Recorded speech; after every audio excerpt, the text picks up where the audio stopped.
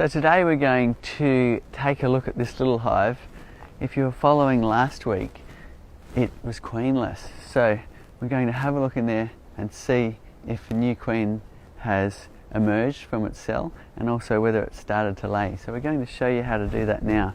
If you've got questions, put them in the comments below. We'll answer them, and also let us know what you'd like to see in future live broadcasts so you can get on and have your questions answered.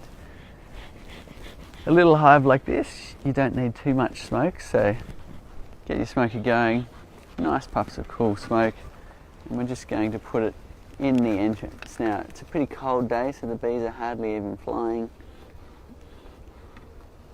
and I'm just going to leave that at the entrance.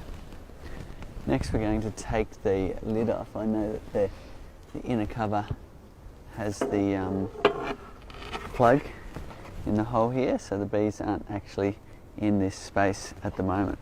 I'm going to put that roof aside and make sure you protect yourself by putting on your bee veil.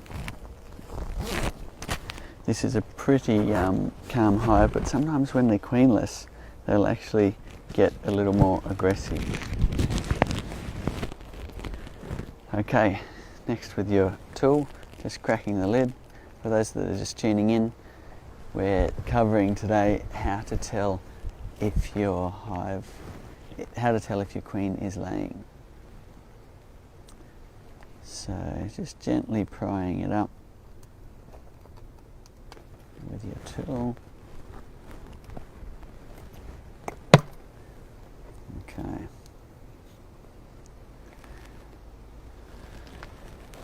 So this did have a queen cell last time, so we are expecting either a virgin queen or a laying queen this time. So if you are pulling off the inner cover, which is straight on top of the brood nest, then make sure to take a look to see if the queen's on here. You don't want to orphan her from the hive. Here's a hive beetle. Just noticing, checking on how many beetles. We do have a lot of beetles around at the moment. So, sorry beetle, but we can't have too many of them in the hive. Okay, next we're going to lean that up against the entrance so those bees can go back in just in case we've missed the queen. Now we're looking in on the hive. There's still quite a lot of bee numbers, which is great, considering bees when they're flying and working hard might only live 4 to 6 weeks. Then we are expecting these bee numbers to diminish as there isn't new bees emerging. However, there's a 16-day brood time for a queen, and then it could take a week or two for her to mate and start laying depending on the weather, and then she'll be back in the hive. So let's just add a little bit of smoke to where we're working to clear some bees away, and then we'll lift up one of these frames to give us some space.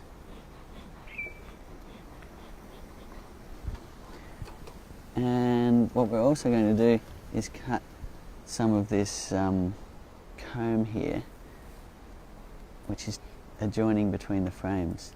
The reason why we want to get it out of the way is you don't want it to scratch the comb surface as you lift the frame up. Okay, with the chisel end first, you're just levering the frames apart. If you've got any questions, put them in the comments below. Today we're going to take a look and see if the new queen has emerged and whether she is laying.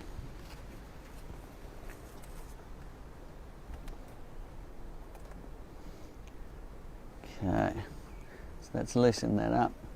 Now I can come up like this, gently lifting the frame. The first one is the hardest to lift. Might even add a little bit more space. There we go. So you don't want to roll the bees. In fact, that could be how we lost this queen, just by accidentally squashing her when inspecting the brood. So if you have a look at this frame, straight away I'm seeing honey, capped honey here, nectar here, and a little bit of pollen over here. So that capped honey has that waxy appearance where they've dewatered the honey to the point where they're happy that it's going to keep, and then they've put their wax capping over the top. The nectar you can see down the cells. I'm not seeing any brood on this hive, and I'm seeing a queen cell that has been torn apart here. So that queen could have emerged from last week, and now they're tearing it away. Looking at the other side of the frame, I've got a similar pattern with honey, nectar, and no brood. What I'm going to do is just put this frame aside. I'm going to just lean it up against the wall of the hive so the bees can crawl back in if they need to. Cedar, Steve would like to know what's the best place to learn if he wants to start his first hive. Okay, fantastic. We're developing more and more content all the time, so you can have a look at our YouTube channel and our Facebook page, and you can also do a bee course if there's one available to you. You can also go and hook up with your local club, and there's so much learning. It's a never-ending, fascinating learning journey looking in at what these bees are doing. So people have different styles where some people just jump in and start and learn as they go. I recommend don't overthink it too much, because it is fun to learn as you go, but others like to study for a year before they start, so that's the kind of two extremes. A bit of learning is good, so you know what to do to get your hive started, and we've got lots of videos on how to install your bees and how to start your hive. Okay, this one is all honey as well. So we're looking around. I can see some drones. They're the ones with the bigger eyes and the bigger, more rounded body shape. I can see lots of worker bees, and I can see a lot of honey. I can't see any eggs down the bottom of the cells. So what we're looking for is presence of eggs or brood. So to see whether there's eggs, what you're doing is getting your frame right in the light and looking down the cells for a tiny grain of rice in the bottom of the cell. You want it to be in the bottom of the cell, and you want one egg per cell. Sometimes when a hive's queenless, the workers will actually start laying. If the workers start laying, they'll be laying on the side walls because their abdomen isn't so long, and sometimes even multiple per cell. When workers lay, they're unfertilised and they all hatch as drones, the male bees. Lane would like to know, are these foundationless frames? These are all foundationless frames. So there's a beautiful example of a nicely drawn foundationless frame. After a while they connect it to the sides and it's stronger, and then you can tip it over, but at first you do have to be careful with a foundationless frame because there's no supporting wires holding in that comb. So one trick when using a foundationless frame is, if you want to look at the other side, then you can put it out to the side, roll it over, and then look at the other side without actually going through that phase of tipping it that way, which if the foundationless frame comb is a bit weak, it could fall out.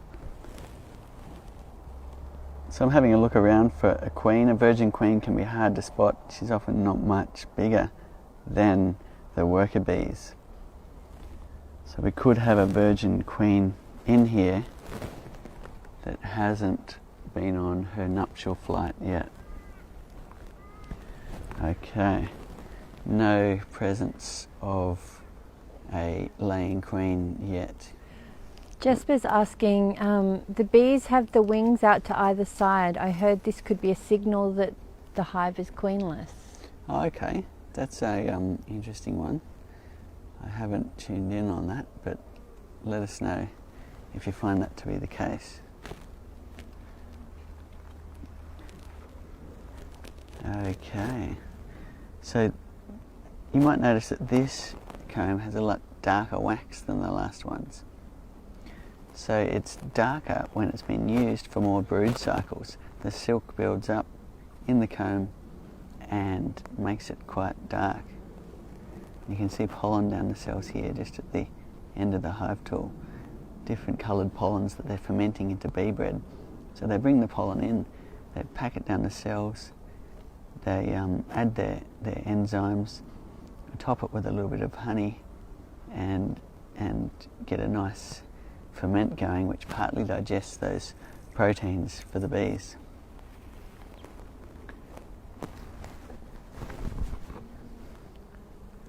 Mark's noticed that the flow hive flow frame cells are offset.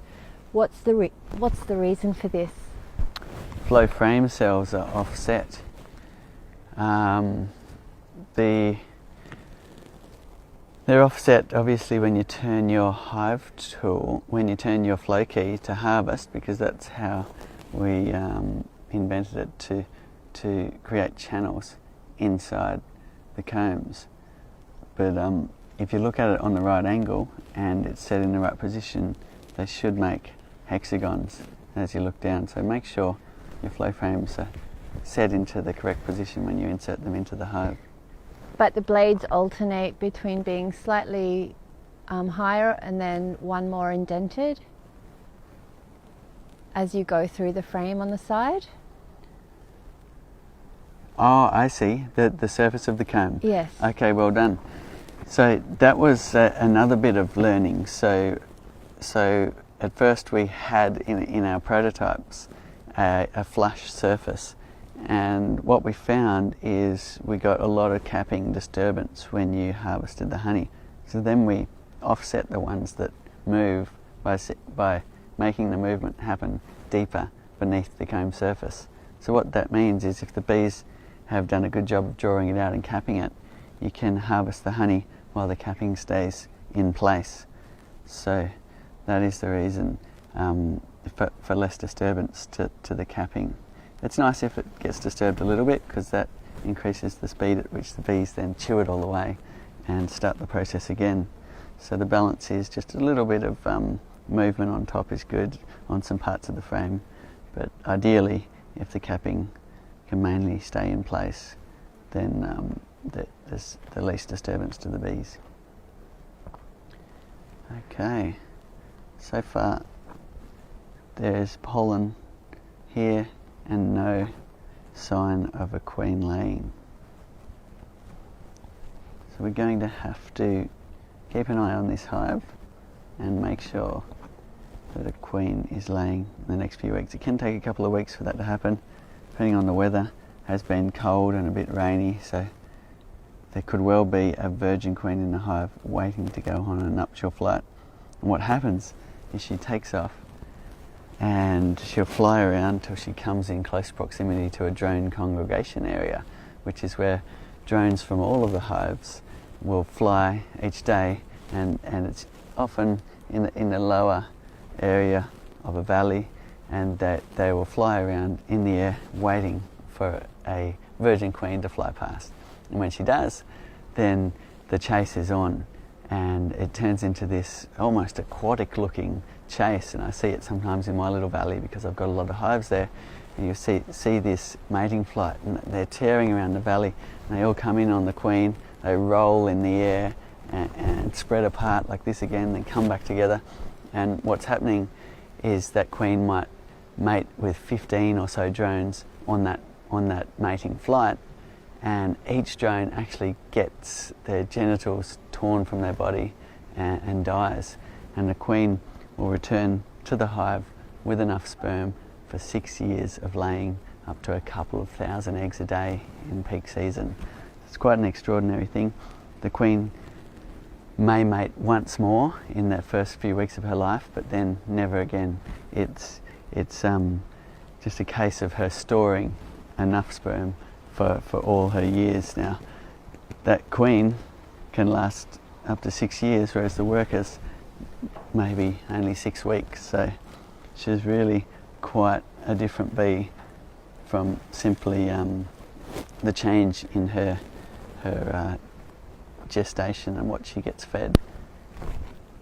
There's been some recent studies showing that it's actually the lack of pollen proteins, of some things in the pollen, that change a bee from being a worker into a queen. So previously it was thought there was something in the royal jelly, and if a queen was continued to, a larvae was fed royal jelly for the entire time, then she would turn into a queen. But it's actually the other way around. It's when larvae is fed the pollen proteins, then they become not a queen. So if a larvae is continued to be fed royal jelly, then it won't have those pollen proteins, and the ovaries will then supersize, and the body will get a bit bigger, and she'll become a queen with all the capability to lay so many eggs and live for so long. If you've got any questions, put them in the comments below. Today we're discussing how to tell if your queen is laying. Basically, it's presence of brood, or presence of larvae, or presence of eggs that we're looking for. Sometimes you can have brood still, but you've lost your laying queen. So you're looking down the cells for the tiny little grain of rice to show the eggs, or the crescent moon of hatched eggs as they start their larvae phase. Andrew's asking what will happen if there is too much honey in the cells and not enough room for the queen to lay eggs. Okay, that's a great question. That's called honey-bound brood. So if you've got honey-bound brood, then and there's not enough space for the queen to lay eggs, generally the bees will start moving it around the hive. If you have a second box, they'll move some honey upstairs. Now, if you want to assist them, you can take out perhaps a honey frame from the edge, move the frames over and insert a fresh frame for them to start on in the middle, and that'll give them some space to lay eggs.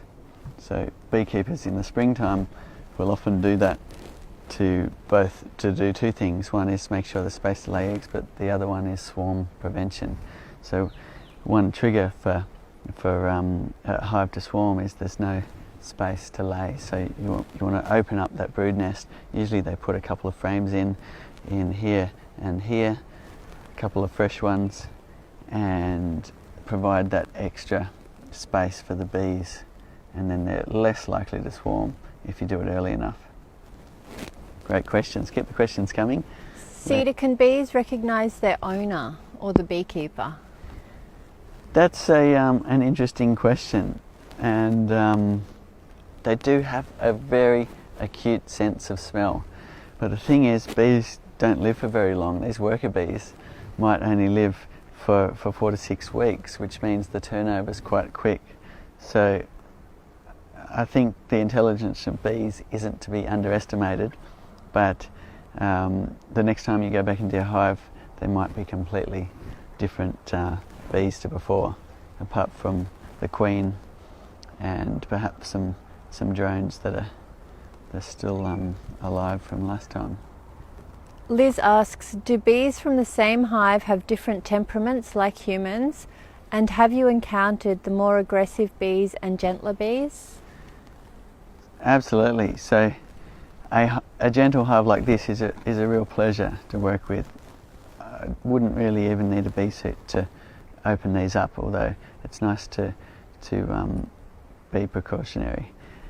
Now, a hive that's aggressive, even a really aggressive hive, even just walking past the entrance, they could come and sting you. So having a gentle hive is much more friendly to be around, much more friendly for your family. And if you find you've got an aggressive hive, then it's a good idea to get in there and swap the queen for one that's got much more gentle genetics. And you can order queen bees in the mail, and we've got we've got videos showing you how to insert those queens into the hive.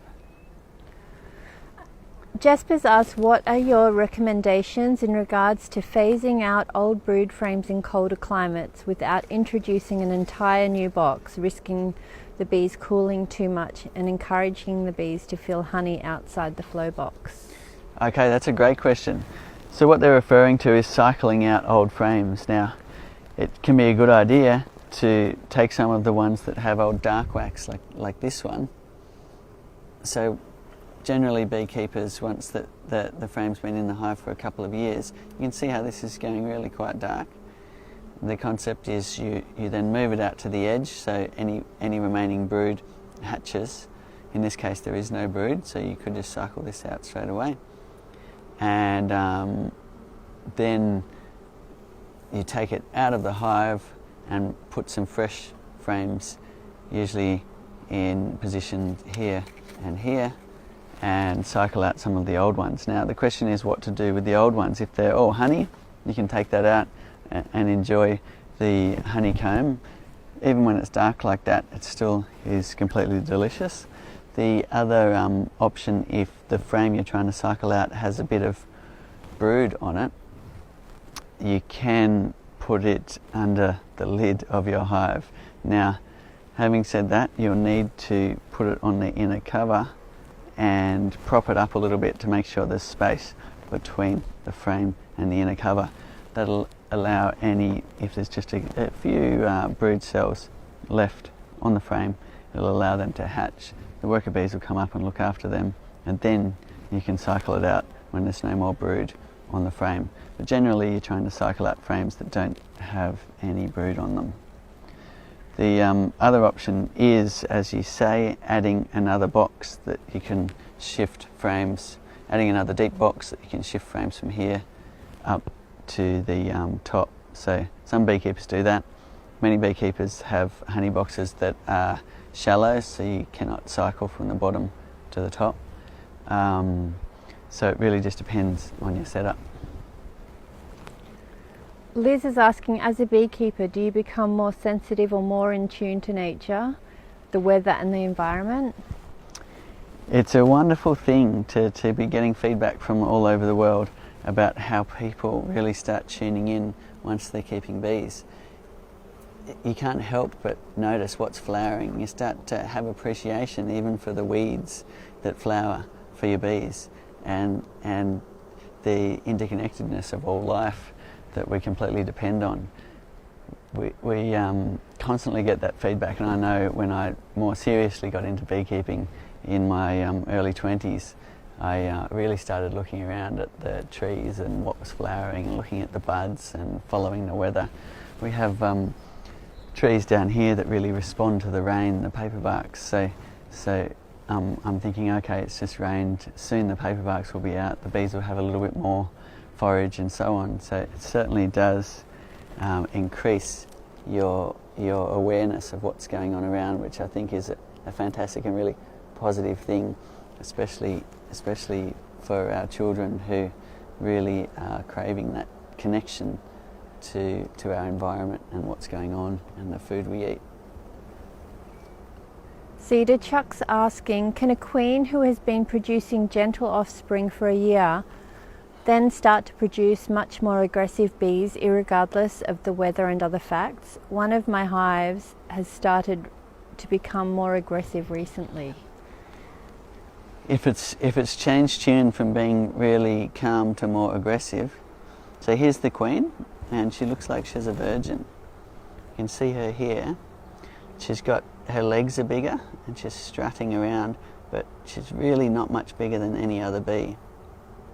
And her body, her abdomen is a bit less strut, and her abdomen is a bit more pointy. But I can see that she's probably a virgin queen and has not mated yet because she is still very small. So that's good news, we have a queen, but she isn't laying yet. So we'll come back in a couple of weeks and check whether she is laying.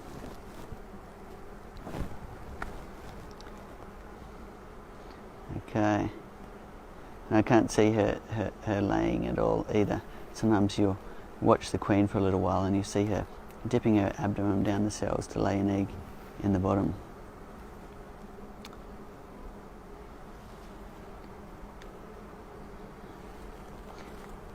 So there she is.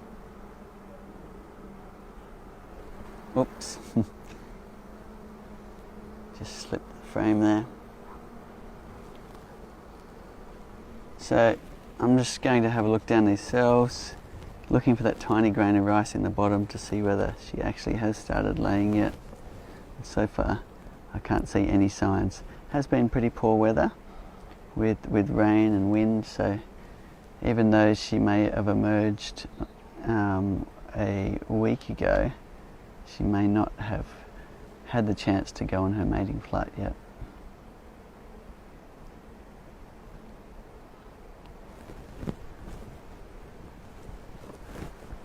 So, getting back to your question, once the queen's mated, she'll go on one or two mating flights. Then that's her genetics she's collected from the other drones, along with her own genetics, that will determine the temperament of the hive. So that temperament shouldn't change, except for sometimes bees on a grey rainy day will get more aggressive. Sometimes bees that are maybe you were mowing around them and they got a bit upset, then they'll change tune. But really the temperament of the hive shouldn't change unless the genetics of the hive has changed. So what can happen is your queen has died, the hive might have decided to raise a new queen and bump off the old one, and she goes and mates with whatever drones are around in the area, and that's usually when you'll get the aggression coming in. They've mated from some wild hives that are quite aggressive, and that's bringing that genetics into your hive. The other one is if your hive is queenless, they're generally a bit more aggressive as well. So it could be the case that you've lost your queen, or they've raised a new queen, and if the hive doesn't settle down and becomes an aggressive and that's not good in your particular situation, then you might like to get in there and change the queen for a nice gentle queen from a queen breeder. Chuck got his bees a week ago, did his first inspection. There was plenty of brood, lots of pollen, but it was dry of nectar. He's feeding them, but they're not taking much. Should he try a different feeding system? Okay. I'm not sure what feeding system you're using. We don't need to feed bees in this area, but a common one is a syrup feeder. And if you dial back a couple of live broadcasts, I showed you how to create a simple syrup feeder through the top of your hive. They should take it if they're hungry. They should be emptying a jar, even a couple of litres of syrup in a few weeks. So you might want to try and change your feeder design if they're not really taking the syrup.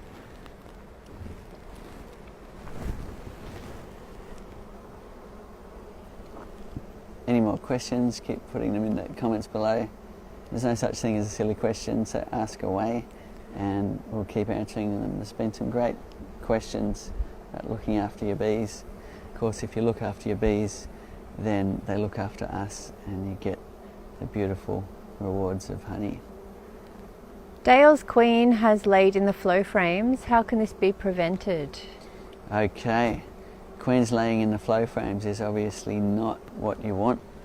You don't want to get in the situation where you've got brood in the flow frames, because when you turn the key, then what will happen is that will break those cells and damage those larvae. So if you notice that there's brood in the flow frames, then there's two reasons for that. One is the queen is up in the super. So if you've got your excluder in place, which we generally recommend you do, then what you'll need to do is shake all of those bees down to the bottom box, brush them all off, put your excluder back in place and put those frames back on, what will happen is those bees will hatch from the flow frames, and the frames will then be filled with honey, and you can go on as normal. It won't damage your flow frames. Now, the other reason is if your hive is queenless, then workers can start laying eggs all around the hive, including in your flow frames. So what you'll need to do is have a look and see whether the brood is actually drones or whether they're worker brood. If they're drones that are emerging from your flow frames, then it could quite possibly be that you don't have a queen at all and the workers are laying brood in your flow frames. So get in there, have a look, regardless, shift the bees down and try and, if you discover they're queenless, then you'll need to introduce a new queen to your hive and try and rectify that situation. Walter says, you're not wearing gloves. It's driving me crazy. Why not? Okay, if you're beginning with beekeeping, then wear your gloves. I've got them handy here. And as you get more comfortable, then you start to learn the temperament of your hive. If this hive was starting to really attack me, then I'd put my gloves on, because I don't particularly like getting lots of stings, but it doesn't bother me too much. I don't swell, so it really depends on you as well. It does increase the likelihood of getting stings not wearing gloves, but once you get experience and you have a nice gentle colony, then you could experiment with not wearing gloves. But so far so good. Tim's asking, what temperature is too cold to do an inspection? Okay, that's a great question. It is a cooler day here, but it's still okay, especially considering we don't actually have any brood in this hive, so there's nothing to get damaged.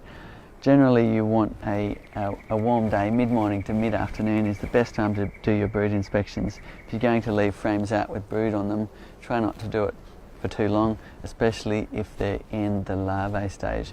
Once that brood has cocooned and it's got its capping on, then they're more robust. So do be mindful if it's quite a cold day and you're leaving a frame out like that, you don't have a lot of young larvae down the cells, or they could get damaged. So thank you for sharing that one.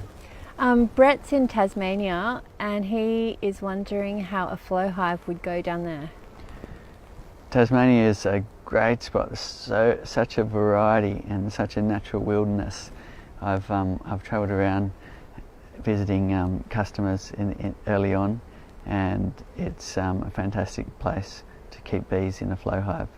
Now, it's quite interesting. I visited one commercial beekeeper in Tasmania who said if you don't have the 10 frame size and a double brood box, your bees will not survive the winter.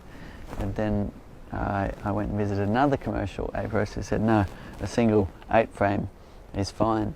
So you will get a real varied opinion as to whether you need the slightly bigger hive, which we call a flow 7, or the flow 6 now, and whether you should add another brood box or not. Generally, if you're new to beekeeping, it's good to take some advice from the locals, and they can help you look after your colony and get it going. If you're starting bees in Tasmania, it's really coming into the cold time now, and I'd recommend waiting till the springtime. For those that don't know where Tasmania is, it's the most southern part of Australia. It does get snow on the mountains even in the summertime, so it can get quite cold there. Michael's asking, does a Langstroth medium super fit on a flow hive? I'd like to add a bit more honey reserves for the winter. It does. So what they're talking about is a medium super, which is a shallow box like this. So instead of being full depth, it's part depth, and you can fill it full of small frames for the bees to store a bit more honey or brood. Now, it's your choice whether you put it right on top of your brood nest or whether you put it above your flow super. Either way has advantages and disadvantages, but some people do recommend adding a bit more room. I find in this area a single 8 frame brood box is plenty for the queen to lay but we don't have a long cold winter, so we're not after those reserves for the bees to last. In fact, here in winter we get quite a good honey flow. I'm hoping it'll come soon. It's probably now is the time of year where we get the least honey in our autumn, and then as winter comes on we get usually a nice flow off the coastal heathland here. Kathy's hive is only 3 weeks old, and as of last week she hadn't seen any evidence of eggs. How long does it take for a queen to lay eggs in a new hive? Okay, 3 weeks old. So I'm wondering, how did you start your hive, Kathy? Was it a nucleus or a package or a swarm? If it started from a nucleus, then you should have eggs and larvae straight away. If it started from a package or a swarm, then you should have the queen should be already mated, and within a few weeks you should start to see eggs down the bottom of cells growing and hatching into baby larvae. Here is a comb that is all honey, and interesting looking at the cell size. You can see here quite large cells, so when bees are creating their comb, they'll make larger cell sizes on the edges to store honey in, or drones. So they're like a larger size for drones, and they're like a larger size for storing honey, and then this smaller size that you see up here for the worker brood. And after a while you get your eye in and you can really start to tell what size cell they're making for what purpose. But they will do all sorts of things. So here, because they've got a straight edge down the side of the frame, they're not even making hexagons. They're actually making a straight side, so we've got 1, 2, 3, 5-sided shape. So what I've learned from doing all sorts of experiments inventing the flow hive is that bees will do whatever is most efficient, and in this case it was more efficient to make a 5-sided shape.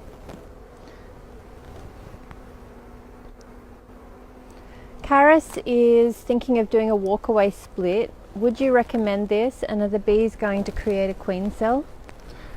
Okay, by a walkaway split, what she means by that is taking some frames out of one hive and putting it in another hive, making sure there's eggs or larvae under 3 days old for the bees to then continue to feed that larvae royal jelly and turn it into a queen. So that's basically, you can take a split and walk away, and hopefully they'll raise a new queen and away they go. Now, depending on your time of year, so if you're in the northern hemisphere, then this would be a good time of year to be taking splits. If you're just coming into your winter, then it's probably not a good time to take a split, unless you're in the North Queensland kind of areas, or the northern parts of Australia where the weather is nice and warm and the flowers are there all winter. So if you haven't got much forage coming up, then not a good time to take a split. You want to give them their best chance. So just have a think about your seasonality, and a walkaway split can be a really good thing. Of course, you're rolling the gamble there of the genetics. If you really do want a nice calm hive, then it could pay to buy in a queen, and we've got videos on how to do splits in both introducing a queen into the hive or doing a walkaway split. Chuck's read and heard that if one of the drones the queen has mated with has an aggressive genetic trait, the fertilized eggs from the sperm of that drone may produce more aggressive bees for a time. So the queen mates in the first few weeks of her life and doesn't mate again, and if she happens to mate with some aggressive drones, then those genetics will carry through for the life of the queen, which could be even up to 6 years. So if you do find you've got aggression like that, it might pay to get in there and swap the queen for a one that you've purchased off a queen breeder with known calm genetics.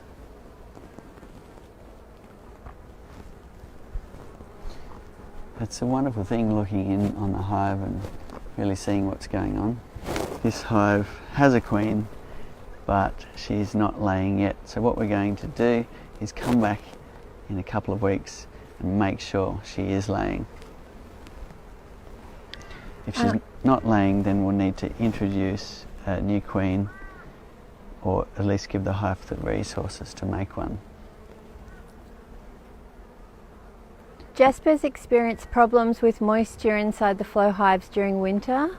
Condensation quite heavy on the inside of the inner cover, dripping down onto the core flute slider. Do you have any recommendations for managing moisture inside the hive? Okay, that's an interesting question, and it does have lots of varied answers. Some say that moisture in the hive is important because that's what the bees drink during that time. And others say it's very detrimental, and if you've got too much moisture in your hive, then your bees could get into trouble and actually perish. So the answers are varied. Moisture on the inner cover and down the walls is generally okay. If you've got wet frames, then wet bees are going to be dead bees in the winter time. So if you've got wet bees that are getting really cold, then that's not a good thing. But if the condensation's on the walls, then some beekeepers say that's fine, because they'll actually use that moisture to have a drink over the winter time. In terms of managing the moisture, it's not an issue we have here. So if anyone has some ideas, please put them in the comments below.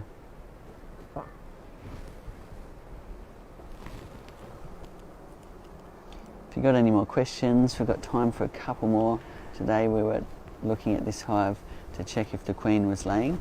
We did manage to find the virgin queen, but there's no sign of eggs yet. So hopefully she'll go on her nuptial flight, if she hasn't already, and start laying in the next few weeks. James is in Hobart, Tasmania, and is wondering how many frames in the flow hive part of the hive should he leave for his bees over winter? Okay, in Tasmania you're going to need to leave them as much honey as you can. So there's a long cold winter in Tasmania. It's our most southern, coldest part. So some beekeepers will say you need to leave them a full box of honey, and some beekeepers will say you'll need a box and a half of honey to survive the winter. So if your flow frames are currently a bit empty, it'd be a good idea to feed them, build up some stores over the winter so that they have enough to survive. If you're in the configuration where you've got a brood box and the flow super straight on top, and you want to use the honey in the flow frames for them to survive over winter, you'll need to take the excluder out. So you can have a look at our FAQs on that, but basically the reason you'll need to take the excluder out is as the honey is consumed in the brood box, those bees will then move up to consume the honey in the honey super, and you don't want the queen left behind underneath the excluder, because she won't be able to get through. Otherwise you'll start the spring with no queen. Now if come spring, you'll then need to get all the bees back down into the bottom boxes by shaking them and brushing them off, put your excluder back in, and then put your honey super back on. It could be good to ask your local beekeepers how much honey you need to survive the winter in your area. Okay, we've got another question. Ian's bees are collecting in large groups on the outside of the brood box. Is there a reason for this? Okay, if your bees are collecting on the, I assume they're around the entrance, then that's a good thing. It shows a really healthy hive with lots of bees in it. Now, there's a few reasons they will be collecting on the front, and one is to allow space in the hive. So let's say you've got lots of bees in there and there's not actually enough room for the bees to go about their work. So a bunch of bees actually have to hang out in order to allow enough space. The other reason is that if it's hot, they'll need some bees will need to go out to allow enough room in the hive to properly cool the hive. And another reason is they're preparing to swarm. Now, if they're preparing to swarm, then what you'll get is the bees hanging down off the entrance in a kind of a lobe like that, and they're hanging there for a number of days, typically before the old queen takes flight with half of the bees from the hive. So there could be some reasons why the bees are out. In the hot months, it's typical to have a lot of bees out on the front of the hive, and in some cases completely covering the whole surface of the bottom box and the top box, and even onto the roof sometimes.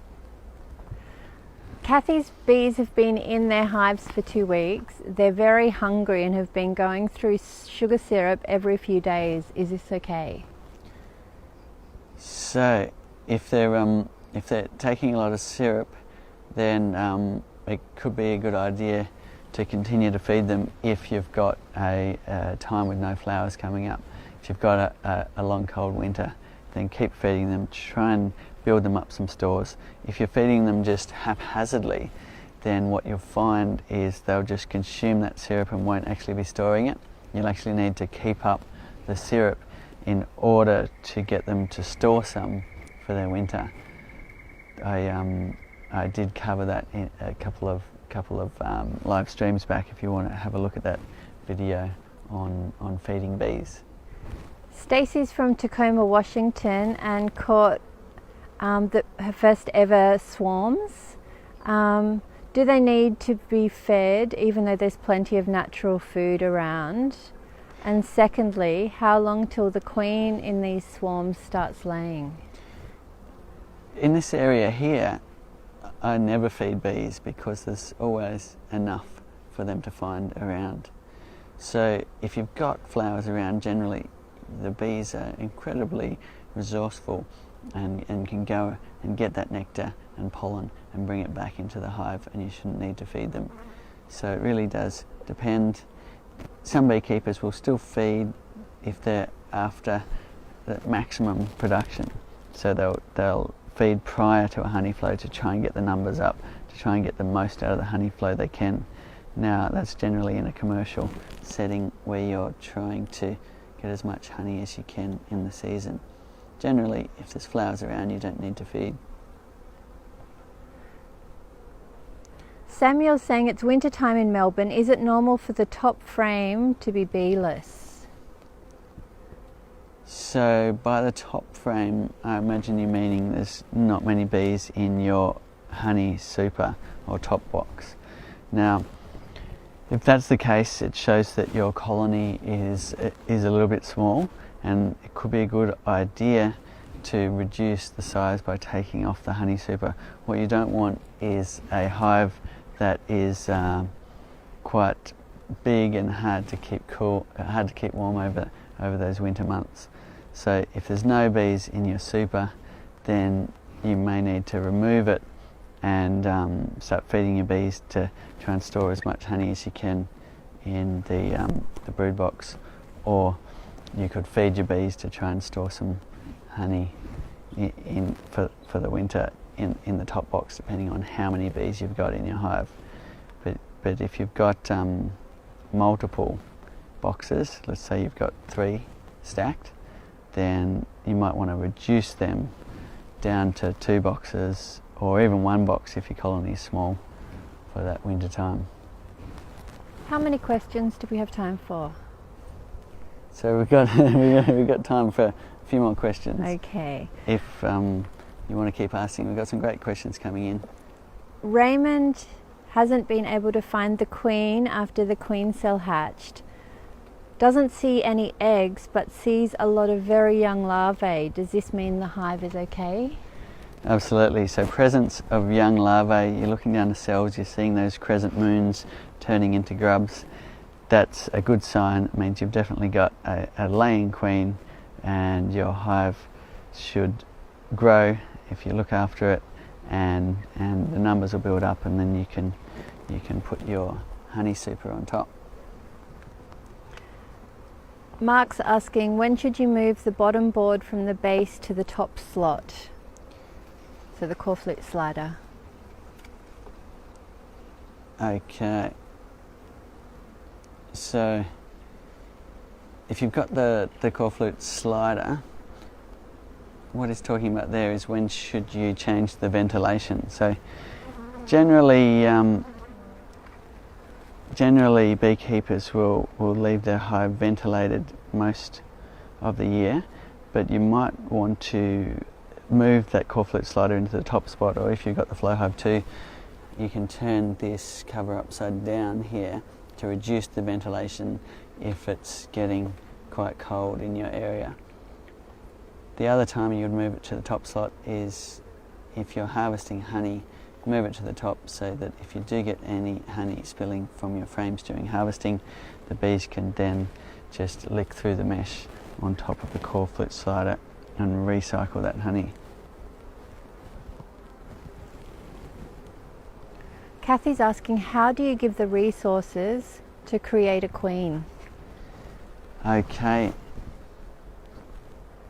If you're in a situation, let's say if I didn't see the queen and I was worried that this hive didn't have any queen and no resources to make one, then I could choose to get a frame of brood from another hive that has eggs or larvae under 3 days old and insert it into this hive, and that would give them the resources to keep feeding those very young baby larvae, or they might choose one and turn it into a queen cell and keep feeding it royal jelly and then raise a queen from that.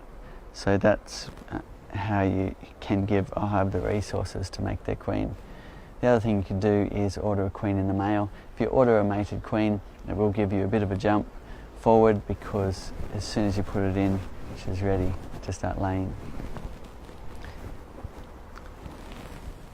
Okay. Do bees get a little more aggressive when they start making honey? No, generally not. Bees are happiest when they're foraging and there's lots of nectar around.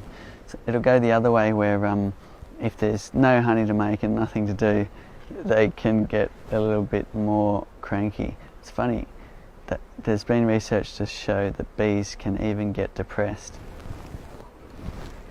So there's more than meets the eye in a bee colony. Sammy is currently planning a garden in northwest Victoria. In regards to doing that, do the bees have a preference for native plants with flowers, or should I prioritise having flowers for as much of the year as possible? Okay, that's a good question. It's really up to the individual. In the urban landscapes, you often get quite steady honey all year round, except for in really cold places.